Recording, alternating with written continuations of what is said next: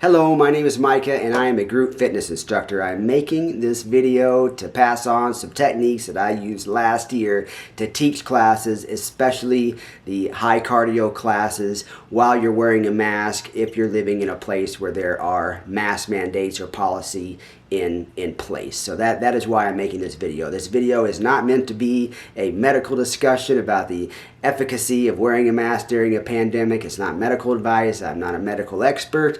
This is also not meant to be a debate about whether or not we should have mask mandates in place, or you're welcome to talk about that in the discussions if you want. I'm not going to judge you, but this is just meant to give advice to people that have to work in a situation where they do have a mask mandate for wherever you live for whatever reason. And so that is what this is meant for. Or if you just want to work out and your gym has that and you're bound and determined to go to the gym anyway, which you should. I hope they stay open. But here we go.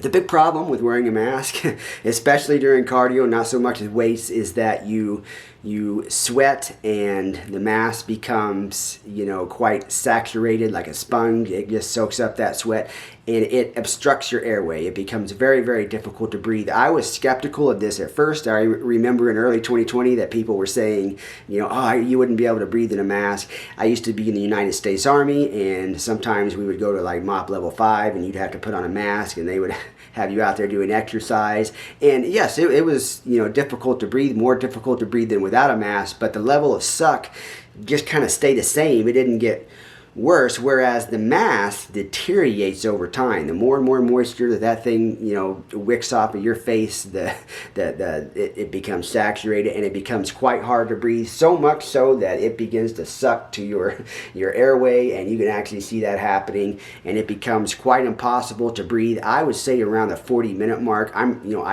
Depends on how much you sweat. To be honest, I'm a profuse sweater. And gross TMI, right? But yeah, I mean about 40 minutes for myself. Depends on how much you sweat, though. Mileage may vary. So anyway, what are some good techniques for this? Here they are. Now, number one, a lot of people aren't going to probably want to hear this. Not the sexiest thing in the world, but a headband. Yeah, not sexy, but effective. Highly effective in reducing the amount of moisture that ends up down in your face and in your mask. So, this thing right here, the thicker ones are better. Those thin little ones that Nike and other companies sell, they just don't hold up. You're going to sweat through that pretty quickly, again, depending on how much you sweat. So, these things right here, the thicker ones do work better in my opinion. So there's that. Now, next up, and a lot of you guys probably know this already, but we have the Silicone Insert. Now, these are pretty cheap on Amazon. I'll hopefully put a link down in the description. I don't do the whole referral thing, so it doesn't really make me a big difference if you buy it or not. But this can effectively keep the fabric, the mask off of your face. And I talked about how it gets so wet that it sucks to your face. So this will create a space or even a barrier to keep that off of your face. These can make a pretty good difference too.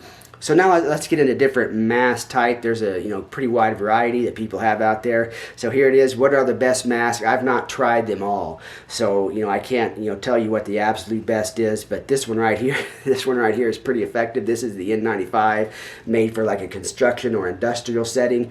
And yeah, I mean, it's made for that basically, to work and sweat in, and it holds up pretty well. I don't like to use those, to be honest. I don't like to use anything that is disposable. I like reusable. I don't want to create a bunch of rubbish or trash or whatever. So that's why I like reusable. But sometimes for whatever reason I have to go to the disposable kind. This is probably the most common thing we see out there, is these little masks right here. They work pretty well. The thing about these is that they're thin, and they stay thin, meaning that it seems like they have a saturation point that maybe is kind of low, and they just kind of stay there. So they again, these can be difficult to breathe in, but better than you would actually think. These problem is like I say, they create rubbish. The worst mask is this one right here. This is the worst one I've used, the KN95, and these seem like they would be really great masks, but they're not. They become very, very saturated. These actually, they kind of expand like a sponge would, and they soak up a lot of the moisture off your face. So I don't I don't really recommend those, don't like those, but of course I like the reusable stuff, you know, a mask that you can wash in between classes or days or sessions or whatever. This is probably the most common type of those. Any type of really cloth mask, you know, made out of, you know, whatever these are made out of, right? But cotton, I don't know. But I like them to have a little wire in the nose, you know. But this, you know, it kind of gets down to what you like or how it fits. These are okay, you know. They're pretty good. Again, with the barrier and the sweatband, you can make these work. What I use myself, though, what I found out that works for me are these Under Armour masks. You know, these Under Armour masks I think are pretty effective. I like their products. I actually have 3 different pairs of these, and here's what I do. Here's what I actually do. So I will switch out mask on any type of mask. If I'm using, well, I only use those or pretty much these, but I switch them out about every 20 minutes for myself, and to keep a nice, fresh, clean mask on, and that way, you know, I can make it easy to breathe. These are different colors, so it makes it easy for me to know, okay, like this is, you know, I start with gray, black, and I have a red one, which I don't have here, and that is how I like to do that. Now, Under Armour as a company, and other companies have come out with similar products. They were actually the first to come out with something like this on a you know, that's why I have them. I think I purchased them in July of 2020, maybe June, but they were the first to come out with something that was really, that it was available, because you couldn't find any masks. It was very difficult to find them, but they were the first to make this really available, so that's why I have these. Now they have a new product, a new model if you want, that they stays a little thinner. So that is kind of a problem with these. These are a little bit thick and they become heavy, and as you sweat a lot they begin to kind of hang off your ears, and you know that's really annoying. You got to feel like you got to adjust the things. So that's my big complaint about these. The second one is the cost. Honestly, these are $25 compared to, you could probably get 3 of these for 10. I don't know how much you could get them for.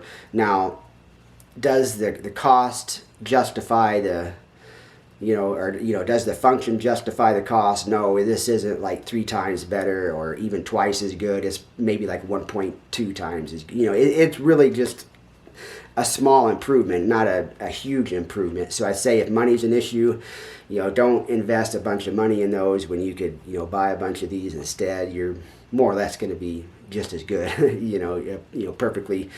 be perfectly honest, in my opinion. Now, another thing to use is a towel. You know, you can wipe off the excess sweat like that with the towel, and that can, you know, make it quite a bit easier. And, you know, I think my last bit of advice is to keep your head up, keep your chin up, because, you know, if you're hanging your head down a lot like this, especially on the cycle, you know, it tends to, you know, the sweat's going to, you know, drop right down, if you can imagine, into the mask, instead of, you know, if you have your head up, you know, or at least a neutral spine. I think you have a better chance of having the sweat roll down. You should keep at least a neutral spine, right? Not hang your head anyway. So, you know, a good opportunity to practice good posture. Anyway, everybody, that's it for me, and I hope that can help some of you. Stay safe out there, and, you know, let me know if you have any tips yourself. Thank you.